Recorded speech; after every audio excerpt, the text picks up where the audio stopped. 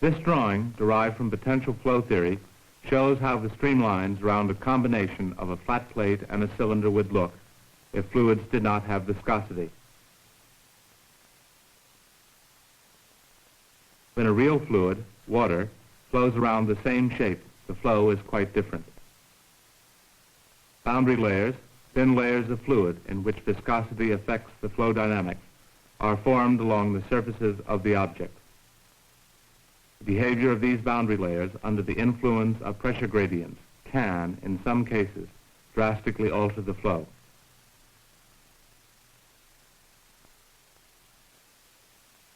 This streamline pattern is very nearly what one would predict from inviscid flow theory. Because the Reynolds number is large, influences of viscosity are confined to a narrow region close to the surface of the wing. The primary effect of viscosity is simply to create a drag force on the wing through the integrated effect of surface shear stress. As the angle of attack is increased, viscous effects become more pronounced. Pressure gradients imposed on the boundary layers become more severe, and separation occurs on the upper surface. Now the airfoil is stalled. A region of recirculating flow is formed over the upper surface of the wing.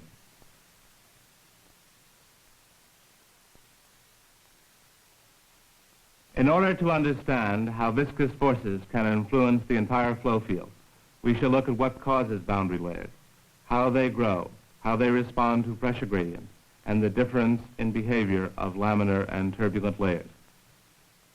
Before attempting to understand the boundary layer flow over this object, we shall look at the flow of a viscous fluid along the flat plate alone. These streamlines of water flowing in a channel are made visible with hydrogen bubbles generated by electrolysis. The flow is uniform and laminar. The fact that the timelines, the vertical patches of bubbles, remain perpendicular to the streamlines shows that the unobstructed flow is free of vorticity. Here is the flow over a plate. The flow is two-dimensional and laminar. Upstream of the plate, the flow is still uniform, but in the fluid layers near the plate, the velocities are much lower and vorticity is present. In the narrow boundary layer region adjacent to the plate, the shearing forces and inertia forces are of equal importance in determining the motion of fluid elements. Outside of this region, the shear stress can be neglected.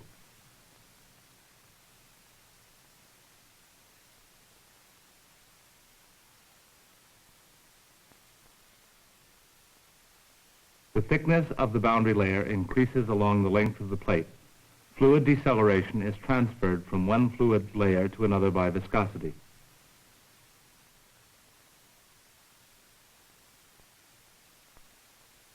Moving the camera with the free stream velocity will give a better view of the boundary layer growth.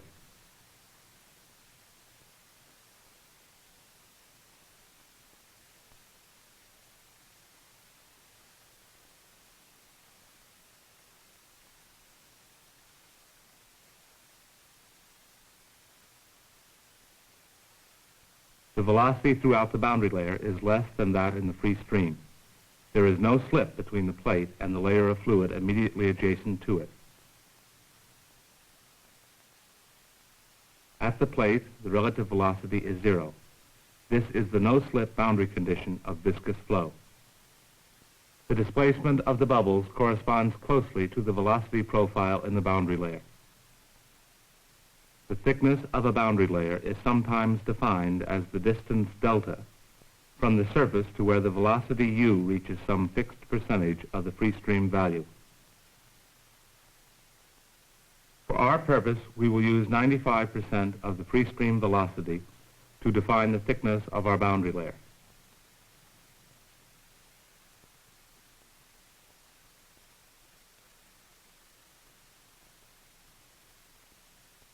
The gradient of the velocity normal to the wall, delta u by delta y, times the viscosity mu is the wall skin friction or shear stress tau.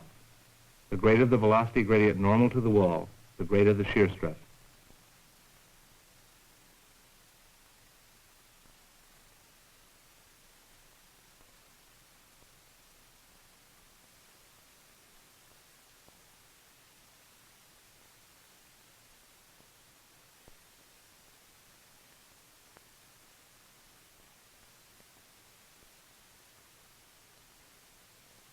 Upstream, the velocity gradient is fairly large.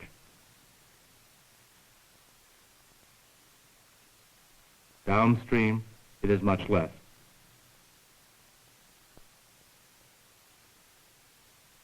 This composite photograph compares the two velocity profiles.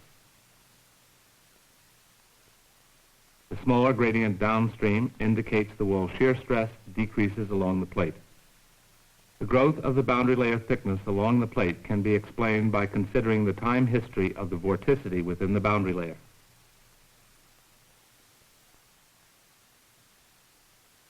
Stokes' theorem states that the area integral of the vorticity omega, bounded by a closed contour, is equal to the line integral of the velocity around the bounding contour.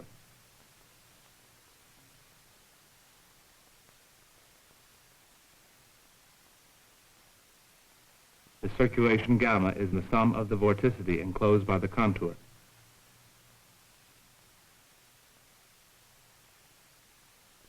The contour at the upstream station is a unit length along the plate and is more than a boundary layer thickness in height.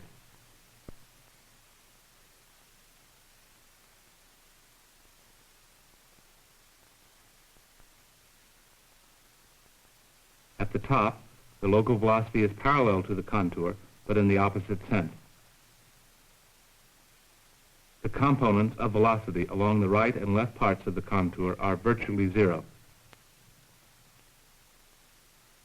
Because there is no slip, the velocity contribution to the circulation at the surface is in fact zero. Therefore, the circulation is minus the free stream velocity times a unit length. Downstream, the circulation is also equal to minus u0 times the unit length. The total amount of vorticity within each contour is the same.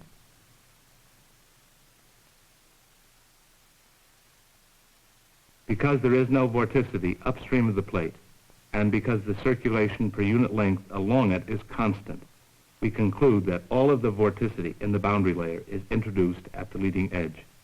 But the distribution of vorticity normal to the plate changes along its length.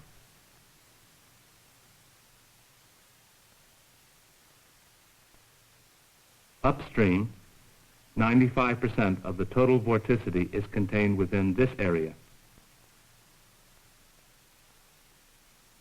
Downstream, 95% of the total vorticity is contained within this area. Viscosity acts through the mechanism of molecular diffusion to spread out the vorticity as it is convected downstream. The local boundary layer thickness is a measure of the distance vorticity has diffused away from the plate.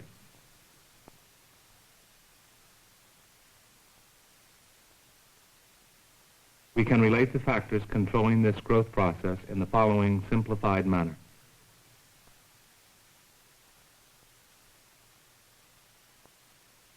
The diffusion length delta increases as the square root of the product of the kinematic viscosity nu and the time of diffusion t.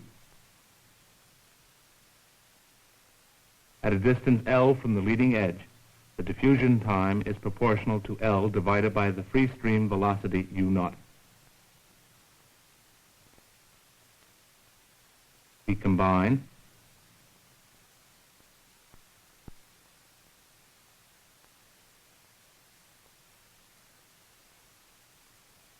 so delta over L is proportional to 1 over the square root of the Reynolds number.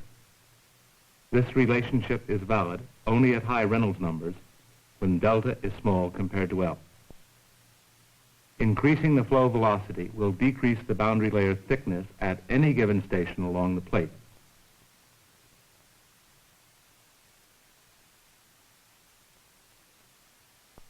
To see this effect, here is the normal flow.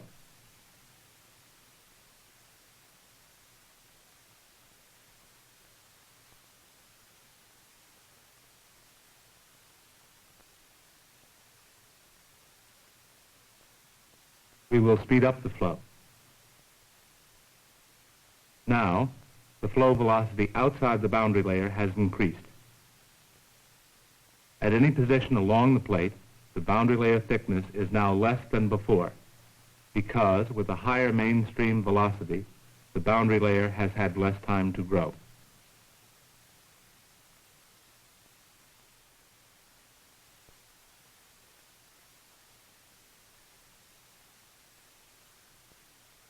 We have seen the behavior of two-dimensional boundary layers on a flat plate in a uniform velocity field. So far, the pressure gradients in the flow direction have been negligibly small. However, in most flow situations, there are regions of decreasing pressure and regions of increasing pressure in the flow direction. We will examine these two flow situations separately. First, the case of a decreasing pressure or favorable pressure gradient in the flow direction. We will use this 2-to-1 flow contraction and watch the boundary layer along the flat side.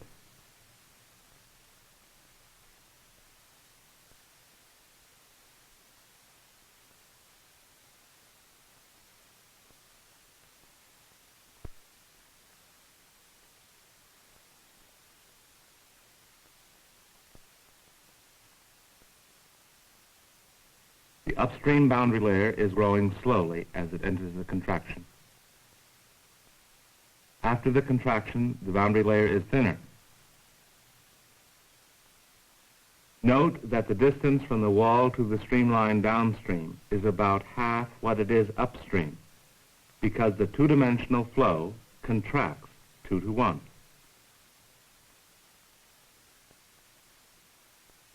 In the contraction, the effect of the pressure gradient in the boundary layer is to enhance the already high shear stress or vorticity concentration very near the wall.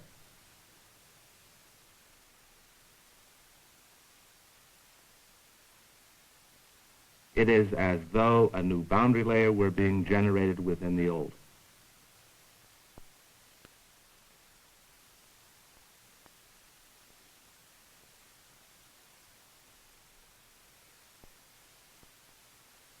The combined profile at the exit is relatively thinner because there has been little time for growth of the new boundary layer by viscous diffusion.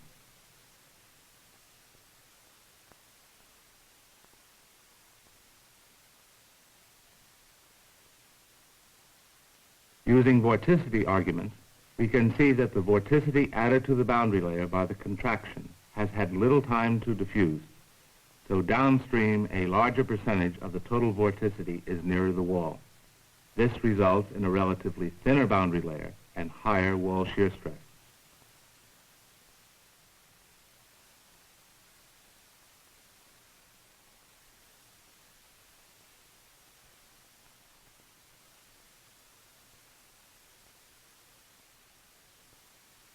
On the other hand, in a divergent channel, the boundary layer becomes thicker, with a corresponding decrease in wall shear stress. In this case, we have an unfavorable pressure gradient. The increasing pressure associated with a decreasing mainstream velocity decreases the velocity in the boundary layer, so velocity gradients and shear stress are less, and the boundary layer is thicker.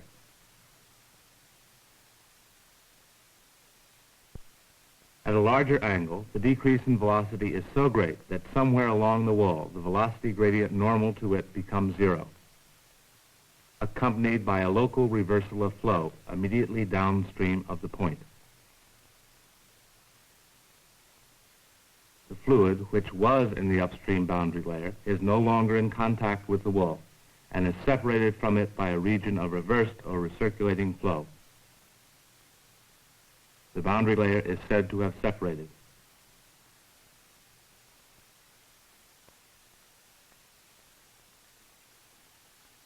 The point on the wall where the fluid in the upstream boundary layer meets the fluid from the region of flow reversal is called the separation point. The wall shear stress is zero there. Here, the point of separation of the laminar boundary layer is near the first wire.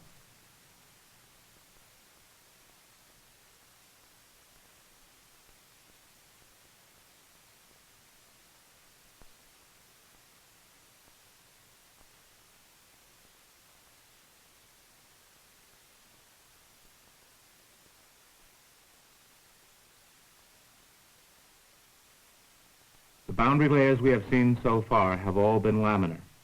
However, in most practical high Reynolds number situations, the boundary layers are not laminar, Rather, they are turbulent.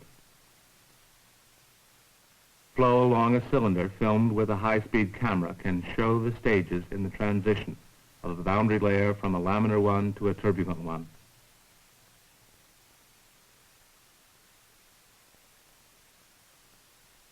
A slight adverse pressure gradient causes transition to occur within the field of view.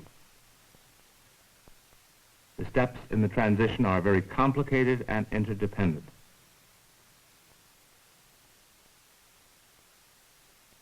First, there is the growth of nearly two-dimensional waves, the Thomaine-Schlichting waves, followed by the appearance and growth of three-dimensional disturbances associated with streamwise vorticity. Then turbulent spots can be seen. And finally, fully turbulent flow appears.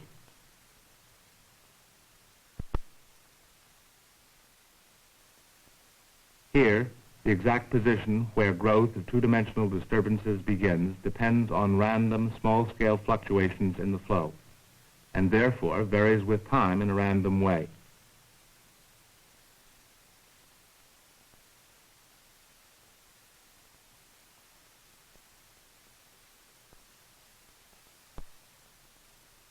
This boundary layer around a channel bend is made turbulent by placing an obstruction in the layer upstream. The obstruction stimulates the naturally occurring processes and hastens the onset of transition. The flow here is all downstream.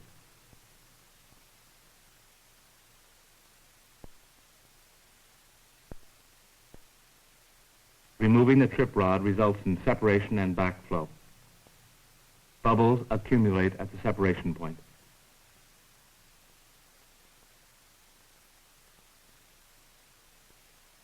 In this diffuser, which was used before, we have made the bottom boundary layer turbulent by inserting a trip rod upstream. The turbulent boundary layer is able to withstand the adverse pressure gradient in the diffuser, while the laminar layer along the top wall is separated, allowing reverse flow.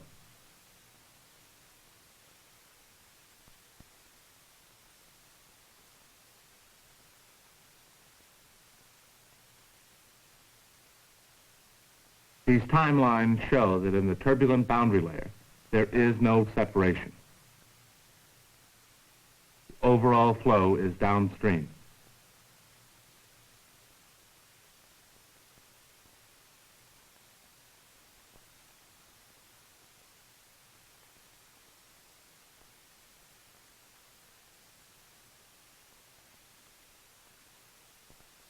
To see why a turbulent boundary layer can withstand a larger unfavorable pressure gradient without separating, we shall again examine the flow along a flat plate.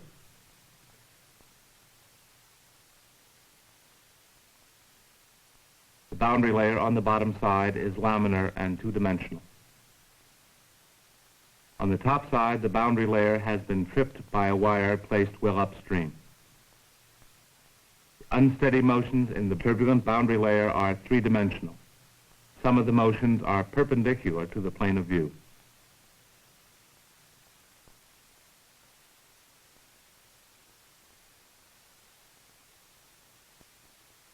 These timelines correspond closely to the instantaneous velocity profiles for the two types of boundary layers.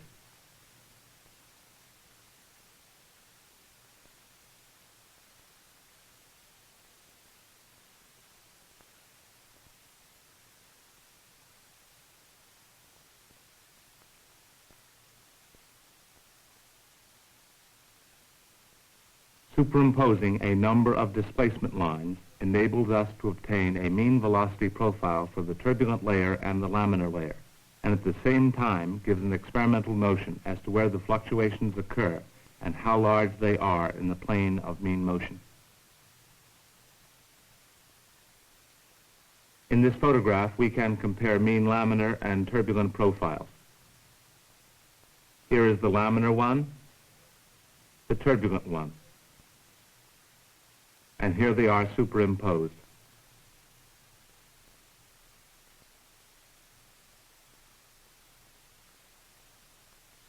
The velocity gradient normal to the plate is larger for the turbulent layer, and it therefore has the larger wall shear stress or drag.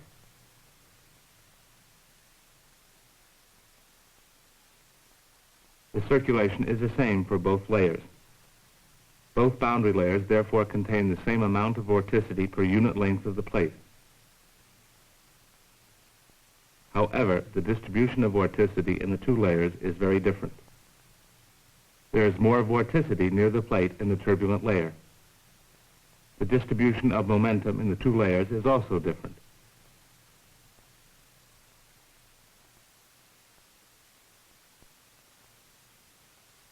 In the turbulent layer, high momentum fluid is moved toward the plate, and low momentum fluid is moved away from the plate by unsteady, random motions. There are larger shear stresses and more momentum in the turbulent boundary layer than in the laminar layer, and the turbulent boundary layer is slightly thicker. In the diffuser, the turbulent boundary layer along the bottom wall does not separate, while the laminar one does, because the three-dimensional interchange between regions of high and low momentum fluid in the turbulent layer is more effective than the molecular diffusion in the laminar layer.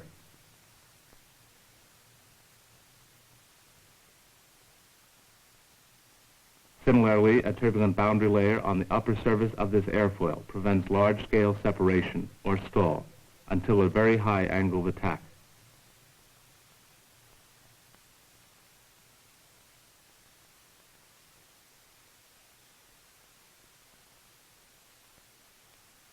The blades along this wing are called vortex generators. They introduce axial vorticity, which enhances the naturally occurring rotary momentum interchange in the already turbulent boundary layer. Such mixing delays or prevents separation. In this film, we looked at flow along a flat plate and then saw the effect of pressure gradients on boundary layer flow. Now we can understand how this cylinder influences the flow on this plate. Without the plate attached, there is a static pressure increase along the stagnation streamline with a corresponding decrease in velocity.